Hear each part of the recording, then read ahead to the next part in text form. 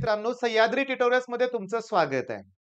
पण ट्रिग्नोमेट्रिक फंक्शनच्या तिसऱ्या व्हिडिओमध्ये आपण जनरल सोल्युशन हा जो पॉइंट आहे ना तो कव्हर करणार आहोत. एक लक्षात घ्या, मोठा प्रॉब्लेम इथून स्टार्ट होतोय. प्रिन्सिपल सोल्युशन सगळं सोपं होतं, पण जनरल सोल्युशन साठी एकतर ट्रिग्नोमेट्रीचं बेसिक तुम्हाला आलं पाहिजे, हे मी मान्य करतो. म्हणजे व्हॅल्यूज तुम्हाला आल्या पाहिजेत. आयडेंटिटीज माहिती पाहिजेत. फॅक्टरायझेशन, डिफॅक्टरायझेशन हे फॉर्म्युले सुद्धा वापरावे लागणार आहेत. पण सगळ्यात महत्त्वाचं काय माहितीये का? सगळ्यात महत्त्वाचं, की जनरल सोल्युशनचे टोटल ना 9 फॉर्म्युले आहेत म्हणूया आपण. ओके, त्यातले 3-4 आयडेंटिकल असतील, पण टोटल 9 आहेत. म्हणजे 9 फॉर्म्युले जर आले, तर हे जमणार आहे. मग आता मी व्हिडिओच्या सुरुवातीला मला ते फॉर्म्युले तुमच्याकडून रिवाइज करून घ्यायचे आहेत. मग मला सांगा बघू, जर मी लिहिलं sine theta equals to sine alpha, तर मग जनरल सोल्युशन असणार आहे theta equals to n pi plus minus 1 raise to n alpha. मी प्रामाणिकपणे सांगतोय की हा व्हिडिओ बनायच्या अगोदर माझे फॉर्म्युले मला हे पाठ नव्हते किंवा जमत नव्हते. मग मी थोडीशी प्रॅक्टिस केलेली आहे हे लक्षात घ्या आणि मला तुम्हाला पण सांगायचंय एवढे प्रॉब्लेम सॉल्व्ह करा. परत-परत हे फॉर्म्युले वापरा. मग हे तुमचे पक्के लक्षात राहतील. पण महिन्यानंतर पुन्हा हे विसरणार आहे गॅरंटीने लक्षात घ्या. तेव्हा पुन्हा याची एकदा रिव्हिजन करणं गरजेचं आहे. पण सुरुवातीला एकदा परफेक्ट केलं ना हे, नेक्स्ट रिव्हिजन पटकन होते हेही लक्षात घ्या. चला ठीक आहे. पहिला फॉर्म्युला क्लिअर झाला. आता दुसरा फॉर्म्युला आहे, जर साइन थिटा इक्वल्स टू जर 0 असेल तर? Sine theta equals to sine alpha असतं. साइन अल्फाची व्हॅल्यू जर 0 घेतली मी, याचा अर्थ अल्फा पण 0 येणार. म्हणजे ही टर्म येणारच नाही. मग म्हणजे जनरल सोल्युशन मिळालं मला थीटा इक्वल्स टू फक्त एन पाय. बघता-बघता 2 फॉर्म्युले झाले आपले. तिसरा फॉर्म्युला घेतो मी, तो आहे साइन थीटा. अरे साइन नाही, साइन झालं की आपलं आता कॉस थीटा. बघा, cos theta equals to cos alpha. असं असेल तर जनरल सोल्युशन आहे theta equals to twice n pi plus minus alpha. Twice n pi plus minus alpha. Okay, आपण जर मी कॉस थीटा इक्वल्स टू जर 0 घेतलं, तर theta equals to twice n plus 1 pi by 2. म्हणजे प्रत्येक फॉर्म्युले चेक करा बरं का बाळांनो. ठीक आहे. पण 4 फॉर्म्युले कव्हर केलेत. ठीक आहे. 5वा फॉर्म्युला इथं लिहितोय मी.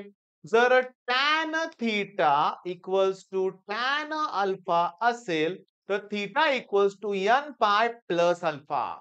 N pi plus alpha. आणि जर मी थीटा इक्वल्स टू जर 0 घेतलं, टॅन थीटा इक्वल्स टू 0, तर थीटा इक्वल्स टू एन पाय. मग आठवलं का? इथे मी स्टार करतोय बघा. टॅन थीटा इक्वल्स टू 0 आणि साइन थीटा इक्वल्स टू 0. दोघांचं जनरल सोल्युशन कसं आहे? सेम आहे हे लक्षात घ्या. ओके. किती फॉर्म्युले झाले? 5 आणि 6. तर 7वा फॉर्म्युला, 8वा फॉर्म्युला, 9वा फॉर्म्युला कोणासाठी आहे माहितीये का? असा आहे, की sin square theta equals to sin square alpha. Similarly येणार आहे cos square theta equals to cos square alpha.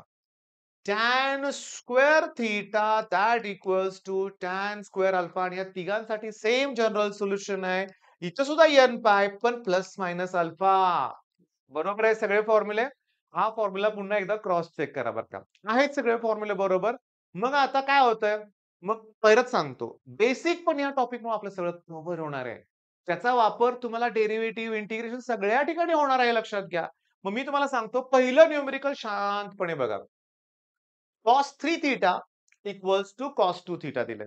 Okay. मग मला हा फॉर्म्युला तुमच्याकडून याचं उत्तर हवंय. cos C minus cos D. cos C minus cos D चा फॉर्म्युला असतो -2 sin C plus D upon 2 आणि sin D minus C upon 2. मग मी तुम्हाला सांगतो, जर मी हो, थांबा 1 मिनिट, 1 सेकंद हां. मी तुम्हाला सांगतो, तिथं येणार आहे C मायनस D अपॉन 2.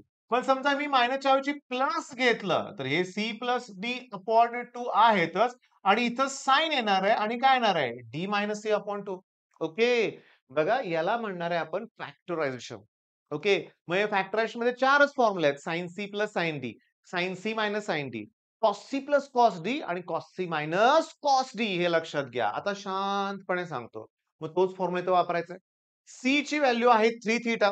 बघा मी सांगतो काय ते बघा, की C ची व्हॅल्यू आहे 3 थीटा आणि याची व्हॅल्यू आहे 2 थीटा. D ची व्हॅल्यू. मग -2 फॉर्म्युला वापरलाय की नाही? ऍडिशन करून 2 ने डिव्हाइड करा. 3 अन् 2 5. बघा 2 ने डिव्हाइड केलंय. सबट्रॅक्शन करून 2 ने डिव्हाइड करा. पण तुम्ही त्याला आता सेपरेटली एकदा याला 0 शी इक्वेट करू शकता आणि याला 0 शी इक्वेट करू शकता. सांगा मला फॉर्म्युला काय? sin थिटा इक्वल्स टू काय दिसतंय तुम्हाला? 0 दिसतंय की नाही? मग sin थिटा इक्वल्स टू जर 0 असेल तर थिटा इक्वल्स टू काय येणार? n पाय. थिटा म्हणजे साइनच्या समोरचा अँगल. थिटा म्हणजे साइनच्या समोर. इथं साइनच्या समोर कोण आहे? 5 theta by 2 that equals to n pi लिहा. लिहिलंय का बघा इथं? ओके. मग हे 2 ने इकडे मल्टिप्लाय करा, 5 ने डिव्हाइड करा, तुम्हाला जनरल सोल्युशन मिळेल. ठीक आहे. आणि n हे पण लिहा बरं का लक्षात घ्या. बरं. थिटा बाय 2 ला n पायशी कंपेअर करा. मग theta equals to twice n pi येईल. थिटा इक्वल्स टू काय येणार? ट्वाइस n पाय. हे कुठं लिहिलंय? तर लिहिलंच नाहीये. ओके. लिहायला पाहिजे होतं. ओके. असू दे. पहिला क्वेश्चन आपला क्लिअर झालाय. मग इथं मला काय लक्षात आलं? मला सगळे फॉर्म्युले आले पाहिजेत. फॅक्टरायझेशनचे, डिफॅक्टरायझेशनचे. ओके. आता नेक्स्ट प्रॉब्लेम मी घेतलाय तो बघा. सेम तसाच वाटतोय ना तुम्हाला? नाहीये. का सांगतो? फॅक्टरायझेशनचे 4 फॉर्म्युले परत सांगतो. sin C प्लस साइनच D. sin C minus sine पाहिजे. cos C प्लस कॉस पाहिजे. cos C मायनस कॉस म्हणजे साइन साइन, कॉस कॉस. मग मला सांगा इथं कॉस आणि इकडं साइन कसं चालेल? मग आता बेसिक साइन थिटाचं जर कॉस करायचं असेल तर π/2 मायनस थिटा. केलंय का बघा? केलं की नाही? इतकं छान ही कन्सेप्ट आहे जनरल सोल्युशनची. पुस्तकात एवढे छान प्रॉब्लेम सोडवून दिले.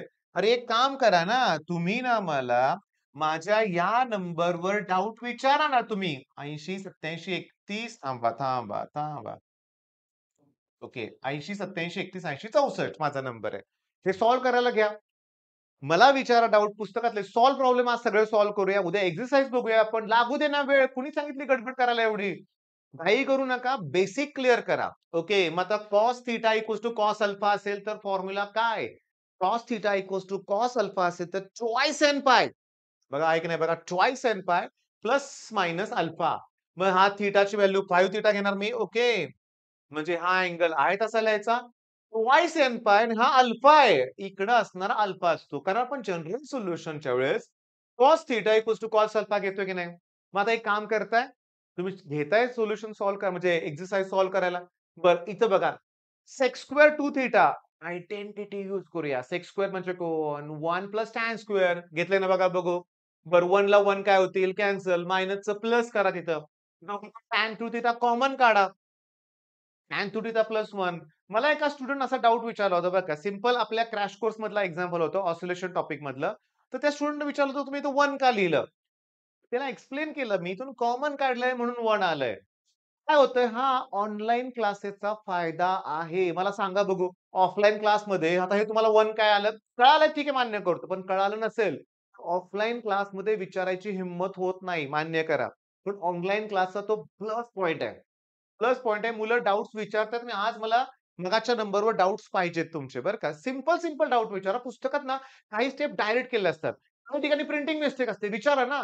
माझा एक स्टुडंट आहे. त्यानं मला एक्झाम्पल दिलं होतं स्टॅबिलिटीचं. ओके. त्यांच्या क्लासमध्ये सांगण्यात आलं होतं, की तिसरा ऑप्शन बरोबर आहे. आणि त्याचं म्हणणं होतं, की सर चौथा पण बरोबर आहे. आणि रिअॅलिटीमध्ये दोन्ही ऑप्शन बरोबर होते. आता ऑब्व्हियसली कोचिंग क्लासेसमध्ये समजा कसं त्यांनी सांगितले काय म्हणतात ना आपण ॲन्सर शीट बघून सांगतात ना, पहिल्याचं ए, दुसऱ्याचं बी. पण त्याचे दोन्ही ॲन्सर बरोबर होते. त्यानं माझ्याकडून ते कन्फर्म करून घेतलं. तर इथं बघा, tan थिटा इक्वल्स टू 0 असेल तर काय? n पाय. मग 2 थिटा इक्वल्स टू n पाय आलं की नाही? मग theta equals to n pi by 2 हे आहे. और tan theta equals to tan alpha. आता हे कुठून आलं असं विचारतात मुलं. सांगतो. tan 2 थिटा इक्वल्स टू -1 समजून घ्या. tan 45 ची व्हॅल्यू 1 असते. तुम्हाला सांगतो tan 135 ची व्हॅल्यू -1 असते. यात तर tan पॉझिटिव्ह असतो. ठीक आहे. म्हणजे 135 म्हणजे 3 पाय बाय 4. मतलब का हा तुमचा अल्फा आहे. n पाय प्लस अल्फा. n पाय प्लस अल्फा. आता इंटू चं अपॉन करा. n पाय बाय 2 येईल आणि 3 पाय बाय 8 येईल. मग आता एवढे प्रॉब्लेम पास झाले लक्षात घ्या. मी तुम्हाला सांगितलं मिळून अभ्यास करूया. सॉल्व्ह करायला घ्या. डाउट्स विचारा. तुमचे डाउट्स विचारायला क्लिअर करायला मी आहे तुमच्या बरोबर. येतंय लक्षात मग? All the best.